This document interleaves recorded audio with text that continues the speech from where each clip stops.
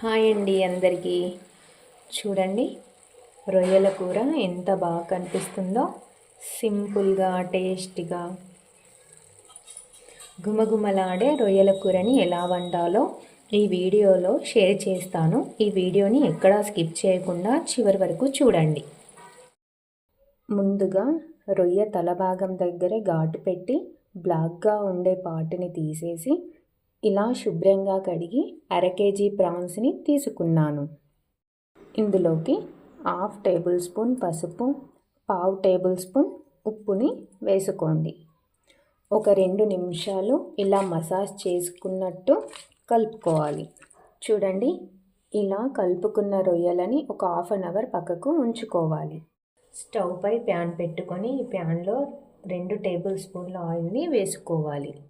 ఈ oil heat అయ్యాక ఇందులోకి మనం ముందుగా మ్యాగ్నెట్ చేసి ఉంచుకున్న రొయ్యలని వేసుకోవాలి. ఇప్పుడు ఇదంతా ఇలా ఒకసారి కలుపుకోవాలి. స్టవ్ని లో ఫ్లేమ్లో ఉంచుకొని మూత పెట్టి ఒక 5 నిమిషాలు ఉడికించుకోవాలి. చూడండి, ఇలా రొయ్యలలో ఉన్న వాటర్ అంతా బయటికి వచ్చాక మంటని హై ఫ్లేమ్లో పెట్టుకొని ఇలా స్పూన్తో వాటర్ అంతా ఎగిరిపోయేంత వరకు కలుపుతూ ఫ్రై చేసుకోవాలి. చూడండి, ఇలా ఫ్రై అయిన రొయ్యలని ఒక ప్లేట్లోకి తీసేసుకోవాలి.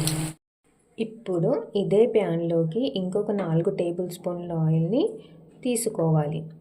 ఆయిల్ ఈ రొయ్యల కూరలోకి ఎక్కువగానే పడుతుంది.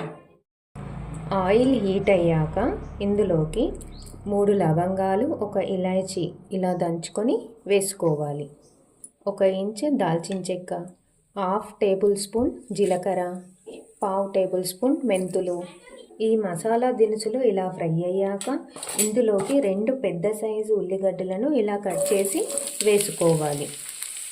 ఇందులోకి ఆనియన్కి సరిపడా ఉప్పుని కూడా వేసుకోవాలి. కట్ చేసిన 1 పచ్చిమిర్చి కూడా వేసుకొని ఇదంతా ఒకసారి ఇలా కలుపుకోవాలి. ఈ ఉల్లి ముక్కలు బ్రౌన్ కలర్లోకి వచ్చేంత వరకు ఇలా ఫ్రై చేసుకోవాలి. చూడండి, ఈ ఉల్లి ముక్కలు ఇలా కొంచెం ఫ్రై అయ్యాక ఇందులోకి 1/2 టీ స్పూన్ అల్లం వెల్లుల్లి పేస్ట్ని కూడా వేసుకోవాలి. పచ్చివాసన పోయేంత వరకు ఫ్రై చేసుకోవాలి. ఈ ఉల్లి ముక్కలు ఇలా ఫ్రై అయ్యాయి కదా, ఇప్పుడు ఇందులోకి కరివేపాకును వేసుకోవాలి. 2 టేబుల్ స్పూన్ల కారం, 1.5 టేబుల్ స్పూన్ ధనియాల powder, 1 table spoon garam masala. ఈ మసాలా మాడిపోకుండా ఫ్లేమ్ని సిమ్లో ఉంచుకొని ఒకసారి అంతా కలుపుకోవాలి. ఇందులోకి మనం ముందుగా ఫ్రై చేసి ఉంచుకున్న రొయ్యలని వేసుకోవాలి. ఇదంతా ఒకసారి బాగా కలుపుకొని ఆయిల్లోకి ఒక 2 నిమిషాలు ఫ్రై చేసుకోవాలి. చూడండి, ఇలా కొంచెం ఫ్రై అయ్యాక ఇందులోకి ఒక 2 టేబుల్ స్పూన్ల చింతపండు రసాన్ని వేసుకోవాలి. అలాగే కట్ చేసుకున్న కొత్తిమీరని వేసుకొని ఒక 2 నిమిషాలు ఇలా ఫ్రై చేసుకోవాలి. ఒక 1/2 గ్లాస్ వాటర్ని వేసుకోవాలి. అంతా ఒకసారి ఇలా కలుపుకోవాలి. మంటని లో ఫ్లేమ్లో పెట్టుకొని మనకు ఉప్పు సరిపోయిందో లేదో ఒకసారి చెక్ చేసుకోవాలి. ఇక్కడ నాకైతే ఉప్పు తగ్గింది. నేను ఇంకో 1/2 టీ స్పూన్ ఉప్పుని వేసుకుంటున్నాను. మూత పెట్టి సూప్ చిక్కగా అయ్యేంత వరకు మధ్య మధ్యలో స్పూన్తో కలుపుతూ ఉడికించుకోవాలి. ఆయిల్ పైకి వస్తుంది కదా, అంటే కర్రీ రెడీ అయిందన్నట్టు. ఇప్పుడు ఇందులోకి సన్నగా కట్ చేసుకున్న కొత్తిమీరని వేసుకొని ఒకసారి అంతా ఇలా కలుపుకోవాలి. చూడండి, గుమగుమలాడే రొయ్యల కూర రెడీ అయిపోయింది.